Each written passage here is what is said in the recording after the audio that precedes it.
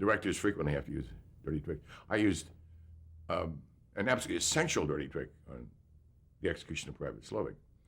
We were shooting in Canada, and a wonderful kind of chateau that had been brought over stick and stone from France. And this was where the actual execution took place. So I had Canadian extras, some Canadian actors as well as by American actors. And for the firing squad, who performed the Execution of Private Slowick, Martin Sheen from Private Slowick, I had a Canadian Army firing squad. Guys who were trained in the Canadian Army, were perfect in their drill and their ritual. And came the moment when they fire and Slowick is supposed to die.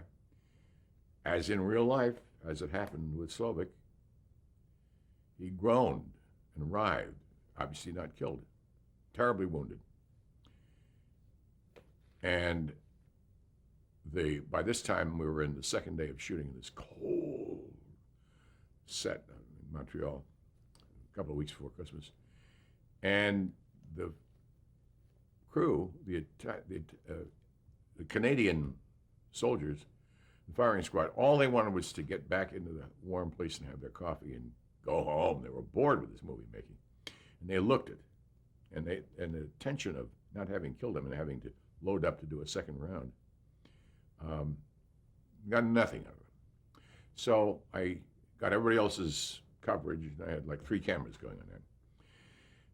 And I took Martin Sheen and my camera man and said, I'm going to shoot another take, but I'm going to have all the cameras on the firing squad. And Martin, you'll have blood bags under here so that we'll have it squibbed so that when the shots go, they'll think we're still shooting on you, and the blood bag will erupt, and you do what's indicated. You cry out and carry on. Martin said, I love it, I love it, I love it. And so here came the soldier saying, oh, God, not again. When's this guy ever going to have enough? And they get off their shots in perfect Portilius Army order, and they shoot. And Martin goes, no! Oh, Marty, help! Help! I'm hurt. And the Red Cross crew on the set were not in on it, and they ran. They took stretchers. Doctors came, and I had 3 cameras going on groups of the officers, and they were going. And they were really horrified. They thought, my God, one or several of us really shot Martin Sheen. And they were just shaking. And one guy literally started to cry. His face fell apart. I got wonderful footage. And so I kept the cameras rolling, and they picked Martin up on a litter and started racing him across through the snow, thinking he was really injured. And I was still rolling on them, and their eyes were just going crazy. Which one of us did it?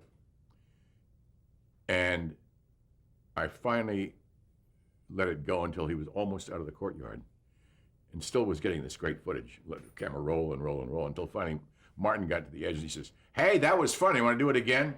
And got off the stretcher. And then it all broke up. And I had gotten more than enough great footage. And Ned Beatty, who played the chaplain, was outraged. He said, Lamont, you don't believe in actors. Huh? You got to play dirty tricks. And I said, yes, I believe in actors, but these guys weren't. I didn't say that. But the crew they were Army boys. They were not actors. But what I got, very few actors I know could have given us. It was a real live. So this was a case of where a director's dirty tricks were absolutely essential for the moment. And they're shattering reaction shots. I don't know if you've ever seen the film or not, but the real live Canadian Army boys breaking up because they thought they'd killed Martin Sheen was really quite exciting. So that kind of thing is sometimes necessary. More often than not, Ned Beatty is absolutely right. You know, you trust in good actors and you work with good actors, but there are times when, especially when you're working with non-actors, when you have to resort to the dirty tricks.